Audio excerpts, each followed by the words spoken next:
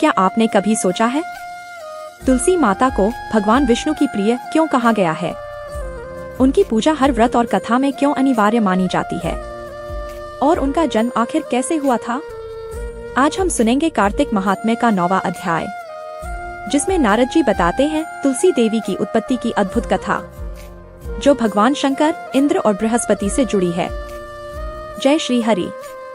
स्वागत है आपका धार्मिक व्रत कथा चैनल पर।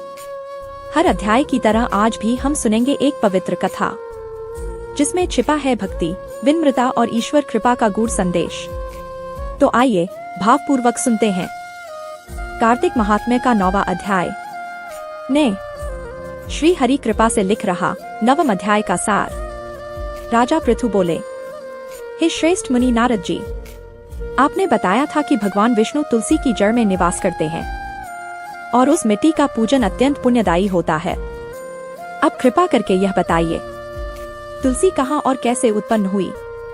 नारद जी बोले, राजन, सावधान होकर सुनिए। मैं आपको तुलसी जी के जन्म की वह प्राचीन कथा सुनाता हूँ। एक बार देवगुरु बृहस्पति और देवराज इंद्र कैलाश पर्वत पर भगवान शंकर के दर्शन हेतु गए। भगवान शंकर ने उनकी परीक्षा लेने का निश्चय किया। वे अपने दिगंबर रूप में मार्ग में ही बैठ गए। गौरवर्ण, शांत मुख, लंबी भुजाएं, चौड़ी छाती, जटाधारी स्वरूप में तेज से चमकते हुए, किंतु इंद्र उन्हें पहचान न सके। उन्होंने पूछा, बताइए शंकर जी कहाँ हैं? अपने स्थान पर हैं या कहीं गए हैं? परंतु भगवान शंकर मौन रहे। इंद्र का अहंकार जाग उठा। वह बोले, अरे मैं पूछ रहा हूँ, उत्तर क्यों नहीं देते? अभी मैं तुझ पर वज्र प्रहार करता हूँ, देखता हूँ तेरी रक्षा कौन करता है। और उन्होंने क्रोध में वज्र उठाया, किंतु उसी क्षण भगवान शंकर ने वज्र सहित उनका हाथ स्थिर कर दिया। विकराल नेत्रों से शंकर जी ने इंद्र की ओर देखा, मानो अग्नि की ज्वाला प्रकट हो उठी हो। इंद्र भय से स्तब्ध रह गए।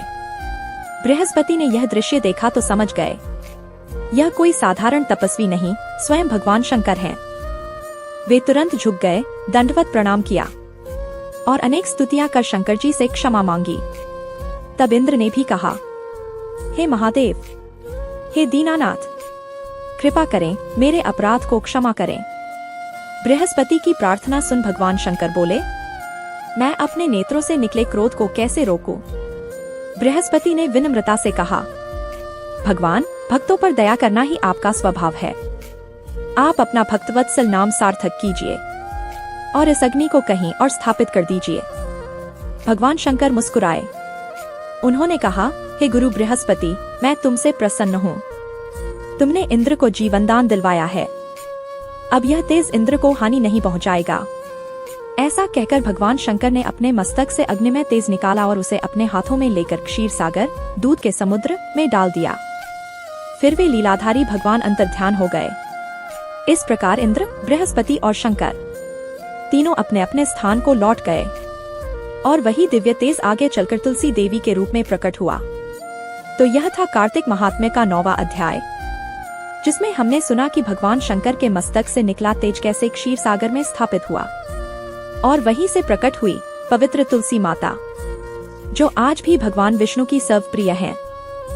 अगर यह कथा आपको भक्ति और शांति से भर दे तो वीडियो को लाइक करें और चैनल धार्मिक व्रत कथा को सब्सक्राइब करें, ताकि अगला अध्याय सबसे पहले आप सुन सकें। जय श्री हरि।